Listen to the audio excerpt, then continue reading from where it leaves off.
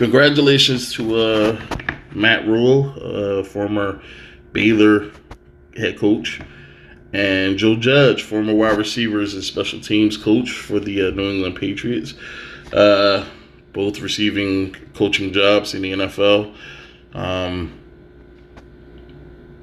I can't even begin to tell you who I think who's in a better position after these hires, the Giants or the Panthers. But I can tell you that it is very newsworthy, apparently, apparently. But Joe Judge, who I believe was the recipient of some very favorable opportunities, because the last person I can remember. I'm pretty sure there were lots of them, but the most notable person I can remember who was a special teams coach, moves up to a different position while also being a special teams coach, and then moving on to head coaching opportunities was Bill Belichick, which I think I don't know. This is what makes me think that Joe Judge was prepped to be able to take over an NFL team, and I can't wait to see what the guy does. I mean, he's inheriting a very good team. I won't say a great team, but when you have Saquon Barkley, you have a young guy like Daniel Jones who has an unknown amount of potential, which could be extremely high or extremely low. But he has potential. You just don't know where on the scale it is. But I'm very high on Daniel Jones, and I think that he had a great year last year, seeing how the opportunities wasn't as abundant, and seeing how the team wasn't as good. But I think that he did a good job. I think that people are a little bit too hard on him, but it is what it is, and I think that he's in a good position now with Matt Rhule. This is what I don't know. Is he going to keep Cam Newton on as the starting quarterback for this team? Is he going to move over to Kyle Allen? Is he going to possibly give Will Greer an opportunity to be the guy? So right there you have a quarterback competition that is going to be a big story at some point this year. It's going to be a big story because you have Greer, who a lot of teams were high on going into the draft. And his ability to play the position. You have Kyle Allen, who just surprised everybody with the way he was able to play last year. But I guess he started to slow down a little bit, so people weren't as high on him. And then you have Cam Newton, who is the vet, former MVP, former NFC champion. I mean, this guy is he was a great player. He set a lot of rookie records as far as passing goes. He had some unfavorable injuries, which pretty much hindered his recent years. But I don't know, man. It's a pretty interesting storyline. I don't know if they're going to trade Cam. I don't know if they're going to keep Cam. I don't know if they're going to release Cam. I can't wait to see what happens with that. But let's go, man. Let's see what's happening. Which was a more surprising hire, Rhule or Judge? Judge, no question. When the wide receivers coach on a team where the wide receivers was so critically, who were so critically judged, like the New England wide receivers, I think won the award for the lousiest group of wide receivers in the NFL. I just have to say that, and this is rivaling a team like the Giants. This is rivaling a team. Like the Arizona Cardinals. Like, it's just lousiest group of receivers goes to that team. There you go. Not even close. At least Matt Rhule can say I was a head coach. I built college teams. Temple, they had 1-2 wins the first year. Yeah, but I don't like that. Because just because Joe Judge wasn't a head coach doesn't mean he won't be successful. Look at John Harbaugh, who was a special teams coach, moved up, and then he got a head coaching job in the NFL. I mean, some might say that Matt Rhule is a better choice because he was a head coach. But Joe Judge has NFL experience. He's learned under arguably the greatest coach ever. So I don't know.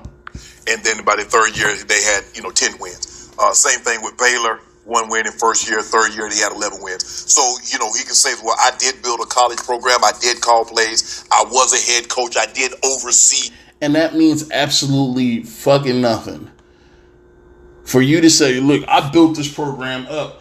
I have what it takes to be an NFL coach. That don't mean shit, because when Nick Saban was in the league, he did nothing. He was terrible as the head coach. And then he goes to Alabama and turns that into a dynasty. It was somebody else. It was another coach. Chip Kelly came to the league, had one great year. But like I said before, the league has a way of catching up with you. They caught up with his ass. He had another head coaching job after Philadelphia. I think he was the coach of San Fran for like a minute.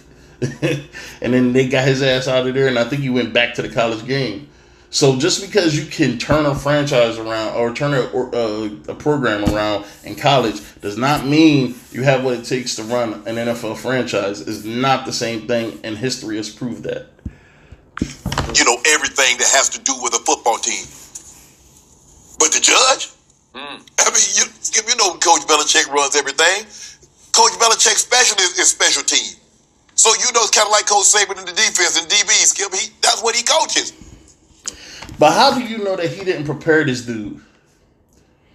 Another guy I can say, who I can confidently say that I believe that Bill Belichick secretly prepared this guy for his position? Brian Flores. Another guy I can say that about? Matt Patricia. So who's to say that Joe Judge secretly wasn't having these meetings where he was getting coached up on the position by Bill Belichick? And it seems to me is that the Giants have really turned into the country. You look at their hires, Skip. They went Ben McAdoo, Shermer, Joe Judge. I don't think anybody thought that's who they should hire. I don't think anybody's looking at wow. Boy, and what does anybody know? Even me sitting here talking about it, what does anybody know? We haven't seen Joe Judge coach a team yet. We haven't seen him have an offseason. We haven't seen him, draft. We haven't seen him do anything. So what do we know? Because Ben McAdoo doesn't work out, because Pat Shermer doesn't work out, we could sit here and say, oh yeah, Joe Judge isn't going to work out either. Even if he doesn't. What do we know? We don't know anything. They think every organization should be like the Pittsburgh Steelers or, whatever other teams have less than 10 coaches in the history of their franchise. Because I believe the Pittsburgh Steelers have only had 5 head coaches since they've been an organization. 5 head coaches, I believe. I believe that's the number. Really hit it out the park with these. It's like they got it spot on with Coach Coughlin, and then after that they're just like whatever. I don't. I can also say that since Tom Coughlin left the Giants, they have completely went to shit. I don't know why he left, or they fired him, or whatever the reason was for doing it. But they should have did everything in their power to keep that guy, because he was the reason they won those 2 Super Bowls. The way he built those teams around Eli, so where you don't even have to worry about Eli. I mean, that was some masterful shit. Tom Coughlin is up there as far as head coaches all time. I would have to say that. I mean, it's just the job he did with that team. But I don't know, man. Look, the Giants, I don't really consider them to be one of the top organizations in the history of the NFL, but I do think that they have done a great job with drafting talent. So I don't get this, Skip. I don't get Judge. I don't get Matt Rhule, but hey, I mean, and for David Tepper, for him just to say he's gonna be Chuck Knox. So is he gonna draft 10 Hall of Famers? Because does he really understand what Pittsburgh had Bradshaw's in the Hall of Fame, the center's in the Hall of Fame, the 2 wide receivers, and the running back, Franco. He's a longtime Pittsburgh fan, so yes, he does. Okay, yeah. So well, good luck with that. Because right now you might have one Hall of Famer on your roster, and that might be the linebacker, Luke Kuechly. So you got to get Luke Kuechly is a bum, man. This dude, man. Luke Kuechly, in my opinion, I think he might be already in consideration for the Hall of Fame. I know that's a strong statement, but I really do believe his ability to play the game, his ability to play that position. There's only one player that I've seen with my eyes play the linebacker position better than him, and that was Ray Lewis. That's it. I'm throwing him up there with Ray Lewis. I'm not saying he's better or on par, but he's getting close, man. Luke Kuechly is a fucking baller. That kid, he might be. about 8 more. Because this is his first hire as an owner. Skip, I believe he gave too many years, and I believe he gave too much money. But hey, if it's only that if it's not your guy, and you have to get. And Skip, then he paid $6 million to buy out. He had to buy the guy out. So the $60 million on top of the $6 million that you paid as the buyout, and the incentives can be pushing to a annual $10 million a year. Man, that's a lot of bread. But I hope he got it right. He said he's done his homework. He gave Ron Rivera a set number of wins that he wanted. Rivera didn't reach it. He fired him knowing that he was going to move on. So he started the process early. Hopefully he got everything he wanted. But I'm shocked at this judge hire in New York, Skip. I am shocked. I'm even more shocked by Matt Rhule. And to your point about the new owner, Tepper, they hit it off personally, to the point that one of Tepper's quotes yesterday was that we're a lot alike. He, meaning... And that's a red flag. Because anytime an owner hires somebody based on the emotion or the connection versus this is the best guy for the job, not this is the guy that I want in the job.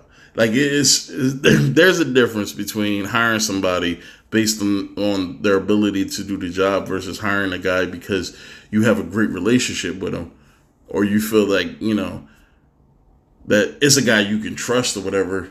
I mean, I would rather hire somebody if I'm an owner. I would rather hire somebody that I don't like. I don't like that guy, but I know he can do the job versus a guy that I really do like. I like hanging out with, like talking to. We seem to be like-minded. But I don't know if he can get the job done. Like, I think owners too many times, they let personal relationships get in the way of actually building a winning franchise. Matt Rhule dresses like, you know what, and sweats all over himself just like me. That's how I am. I dress like, you know what, and I sweat all over myself. But the difference is... And so they connected on that level. Sometimes that's what happens in these jobs, right? I don't know if I'm going to hire a guy because he sweats. I don't know if, unless he's a personal trainer or something, you can get me sweating. But okay, I've been telling you for 2 weeks, I don't get Matt Rhule. It seemed like a runaway media creation of a story. But I'm going to remind you, if I'm reading the tea leaves correctly, the Giants were poised to hire Matt Rhule until he, at the last second, said, I'm not even going to come talk to you. They were going to hire him. I don't know if they had phone conversations, but it sounded like he was their number one target and that they panicked. These are the New York Football Giants cornerstone. They panicked and said, okay, we'll take the special teams / wide receiver coach off the bottom of Belichick's staff. Right. What? Yes. You will? Not Josh McDaniels. No. Obviously they weren't going to go with the D coordinator because that's his son of Jared Mayo because they're obviously too young. But you did him? Joe. I don't get it. Like I said, if they had hired Aaron Judge to coach them, they'd have a better chance, right? Maybe you're right. There's a New York thing.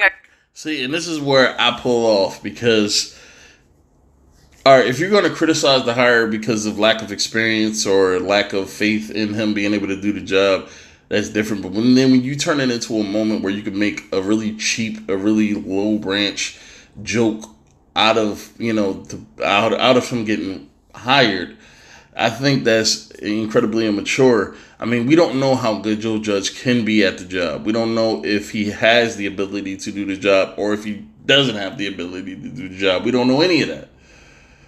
We don't know any of that. All we can do is sit back and judge later. But right now, they should, like, seriously, they should be congratulating the guy on the job, hoping that he can do a good job. But see, Skip is not going to do that. He's a diehard Cowboys fan, so he's going to make a lot of cheap jokes and shit at the expense of Joe Judge. But I don't know, man. I think Joe Judge, if he's given enough cachet, I guess, if he's given enough leeway to build his team the way he sees fit, I think he could get the job done.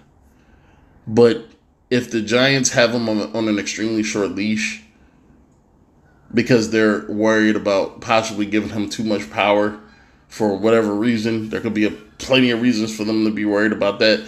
But if they're worried about that, so they have to keep him on an extremely short leash, I think that it's going to be harder for him to succeed. And one of those short leashes I'm talking about is not being able to draft his own players, him not being able to get his own players in free agency, him not being able to bring in his own staff. I don't know, that type of thing. Like, if you allow this guy to sink or swim on his own, I think that we'll get a better judge of whether or not this guy can do the job. But we'll see, man. I'm done. All right.